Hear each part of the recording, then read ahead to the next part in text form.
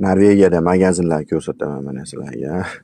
Norvegiyada magazin shunaqa ishlaydi ekan, mana kelasiz, magazin yopiq, 10 dan keyin yopiladi. Kechasi keldingiz. Siz eshikning tagida shunaqa apparati bo'ladi. Kartangizni solasiz.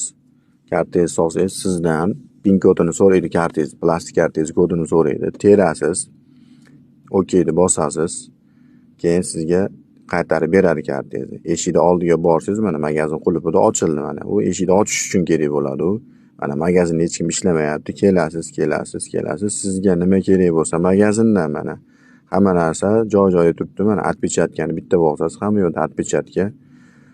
Siz o'zingizga kerakli bo'lgan narsani olasiz va qaytarib yopasiz. Qaytib borib kassaga borasiz. Kassaga kelsangiz mana hamma narsani chiqarib qo'ygan.